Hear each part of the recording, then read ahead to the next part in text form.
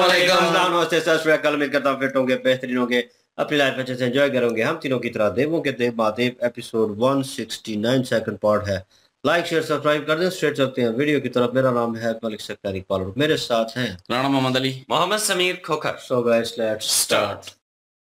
नारायण नारायण, आज ये सिद्ध हो गया कि मिलन की प्रतीक्षा आदिशक्ति को ही नहीं, शिव को भी है।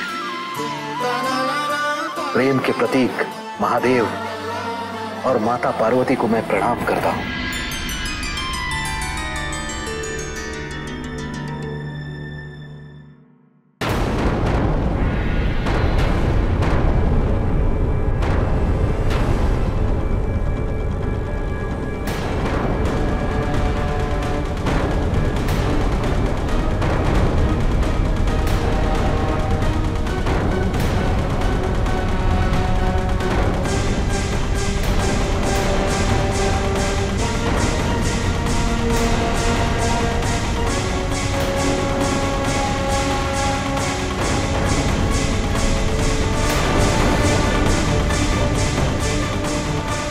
ऐसा क्रूर आक्रमण, इतनी विशाल असुर सेना का सामना कैसे करेंगे हम? लगता है हमने इन्हें युद्ध के लिए चुनौती देकर बहुत बड़ी भूल कर दी। इससे पहले असुर हमें बंधक बना ले, हमें यहां से भाग जाना चाहिए।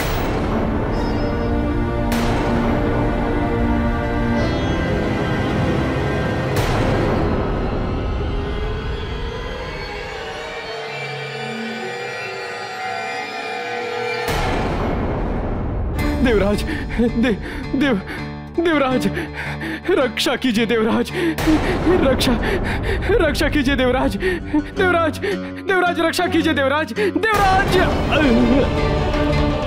देवराज, देवराज, देवराज, देवराज, देवराज, देवराज, देवराज इंद्र। ये देवराज कहां चले गए? बिना देवराज इंद्र के हम असुरों की सेना का सामना कैसे करेंगे?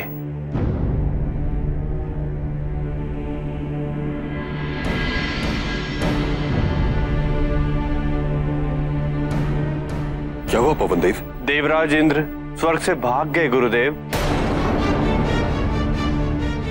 यदि इस समय हमने असुरों के साथ युद्ध किया तो देवताओं का विनाश निश्चित है। आप सब मेरे साथ भगवान विष्णु की शरण में चलें। जी गुरुदेव। चलिए।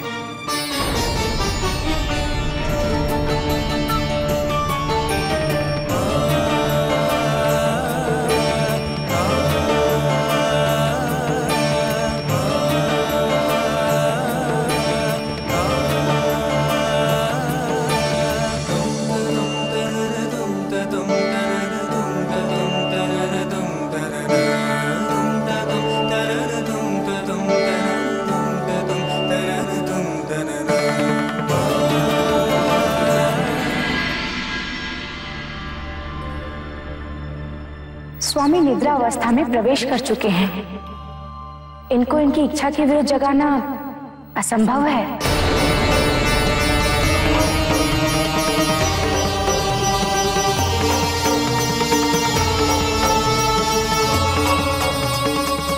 अब विकल्प केवल महादेव है। इस संकट से केवल वही मुक्ति दिला सकते हैं। ये देवतागण बारंबार सृष्टि का संतुलन बिगाड़ने का कार्य करते हैं और फिर सहायता की अपेक्षा लेकर मेरे पास चले आते हैं। इंद्र के गलत निर्णय का भुगतान सारे ब्रह्मांड को भुगतना पड़ेगा।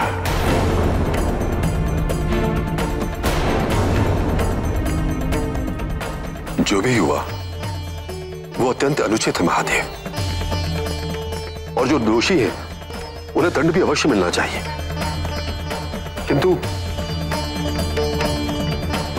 किंतु जो निर्दोष हैं उन्हें किस बात का दंड दिया जा रहा है? कोई ना कोई उपाय तो अवश्य निकालना होगा महादेव, शीघ्र अतिशीघ्र निकालना होगा।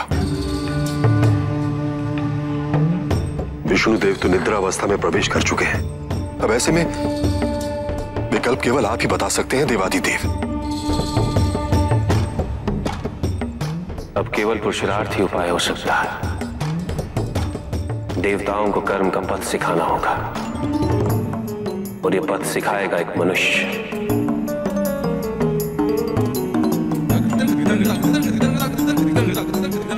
इसका नाम है भगीरथ।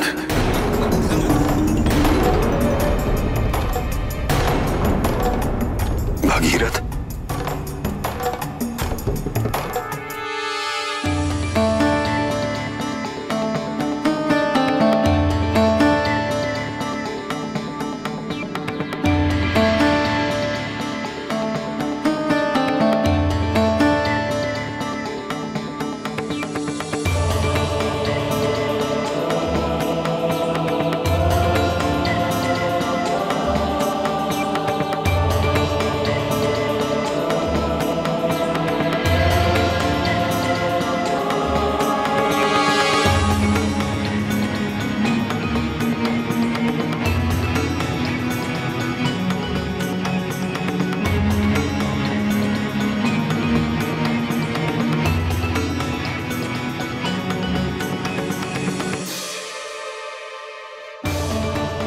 प्रणाम गुरुदेव।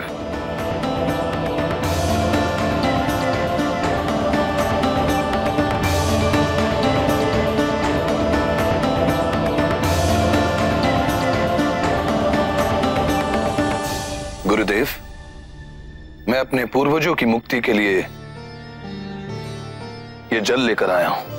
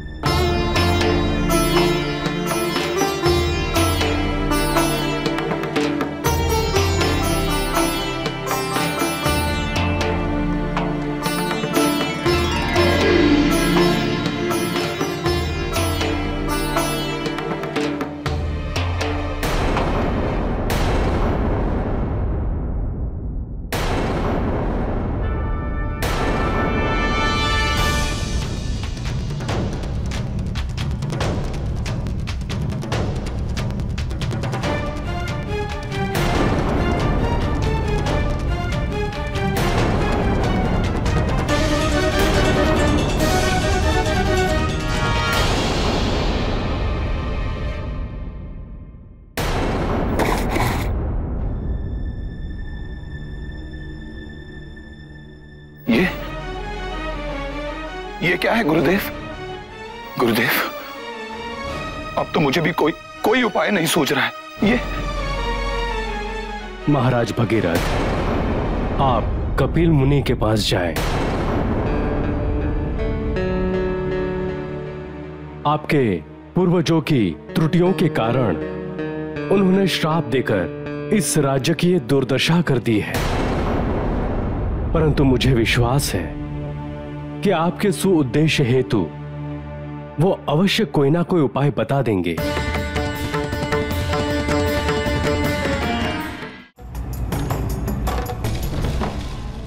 ये भगीरथ कौन है महादेव? सगर का वंशज भगीरथ, जो अपने पूर्वजों के तर्पण हेतु पवित्र जल ढूंढ रहा है। सगर के समय लोगों ने जल और पर्यावरण के महत्व को नहीं समझा, उसका दुरुपयोग किया। परिणाम कपिल ऋषि के श्रापवश सगर के पुत्रों का अंत और सगर क्षेत्र में अकाल और सूखा। गुरुदेव, मैंने भिन्न भिन्न क्षेत्रों से जल की प्राप्ति की है ताकि मेरे पूर्वजों को मुक्ति मिल सके, पर हमारा हर एक प्रयास आज तक विफल रहा है। मेरा प्रश्न यह है गुरुदेव, क्या इस पृथ्वी लोक पर ऐसा जल नहीं है जिससे मेरे पूर्वजों को मुक्ति मिल सके, जिससे मेरे राज्य, मेरी प्रजा को इस दुर्दशा से मुक्ति मिल सके? भगीरथ अपने पूर्वजों द्वारा किए गए दुष्कर्म का प्रायश्चित करना चाहता है और साथ ही साथ पूरी मानवता का कल्याण भी। भगीरथ अपने साथ ऐसी समाधान लाएंगे जिसकी प्रतीक्षा अंतकाल से पूरे ब्रह्मांड को थी, और उनका यह प्रयास एक अनुकरणीय उदाहरण माना जाए। अनंत शिव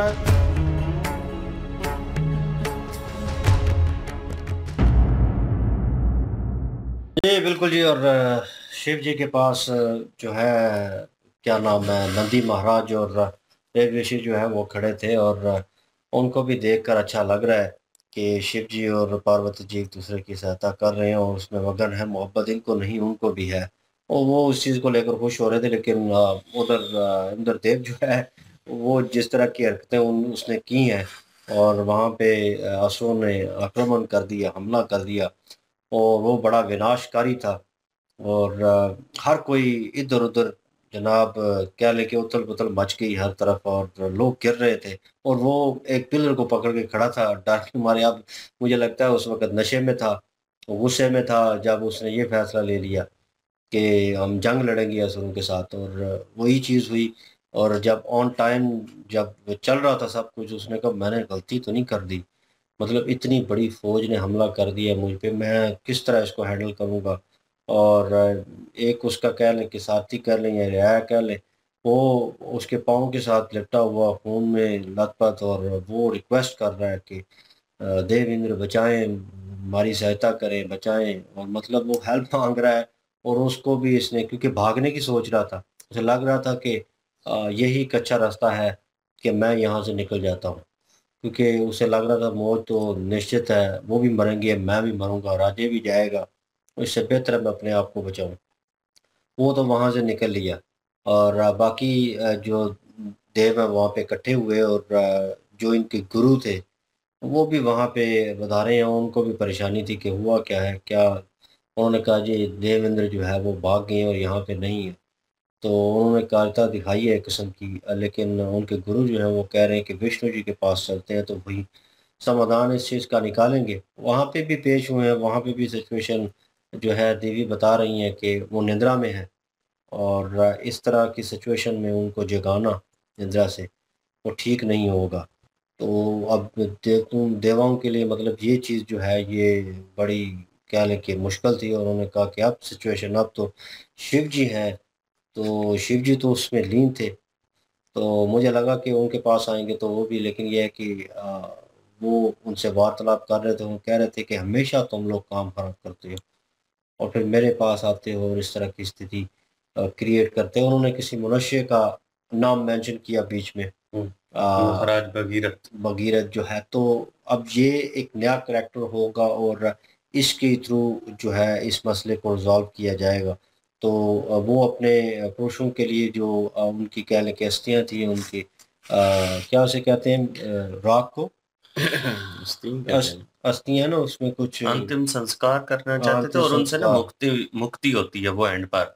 वो राख को क्या बोलते हैं मेरे ख्याल में, राख को कुछ और ही बोलते हैं। बज़म थे ना, बज़म थी वो सेम, वो अभी वो उसको मुक्ति नहीं ना मिली, उनकी बज़म, उनके पुरुषों की बज़म जो है वो सामने पड़ी हुई है।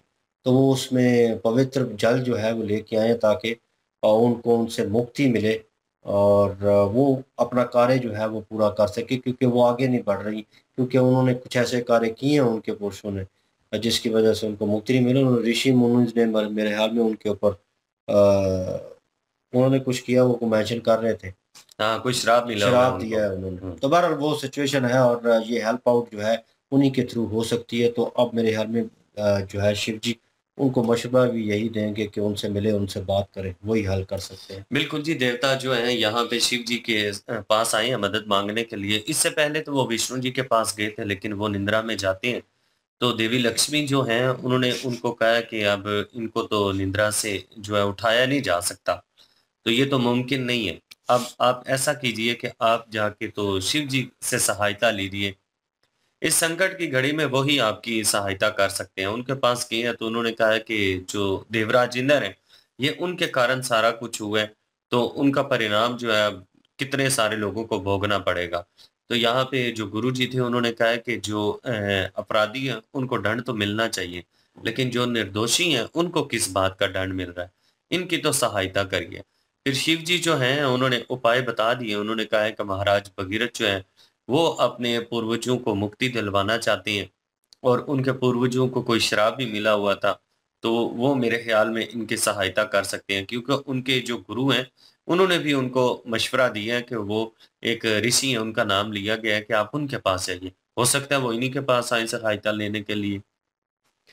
नहीं, वो मेरे ख्याल में उस ऋषि के पास ही जाएंगे जिन्होंने मेरे ख्याल में वो श्राप दिया है, और वो ये उपाय बताएंगे और माफ़ी उनसे मांगेंगे तो वो उपाय बताएंगे, क्योंकि उन्होंने जो है वो उस जगह के लोगों ने जो इसके पूर्वज हैं महाराज भगीरथ के, उन्होंने जो है वो जल को लेके जो है वो कुछ मजाक में बनाया था या उसको मानने से इनकार किया था, तो उसी के परिणाम जो है वो ये सारा कुछ हुआ।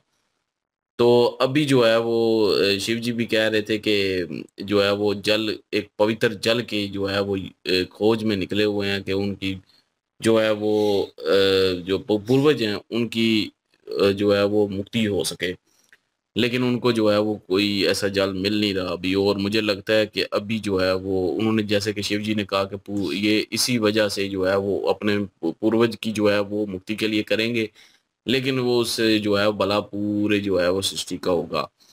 तो अभी मेरे ख्याल में गंगा माता जो है ना वो नदी की सूरत में बहने वाली हैं, और क्योंकि वही हैं, और क्योंकि उस वक्त पिछले पार्ट में भी जो है वो ब्रह्मा जी भी कह रहे थे कि आपके द्वारा बहुत जो है वो बड़ा एक काम होने वाला है, तो वो होके रहेगा शुभ कार्य।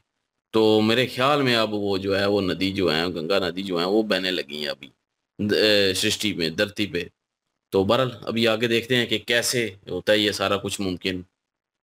लेट्स सी जी नेक्स्ट पार्ट में देखते हैं। लाइक शेयर सब्सक्राइब कर दीजिएगा। इंशाल्लाह मिलते हैं नेक्स्ट वीडियो में। अपना ख्याल रखिएगा, वो हम याद रखिएगा। तब तक के लिए अल्लाह हाफिज, पीस।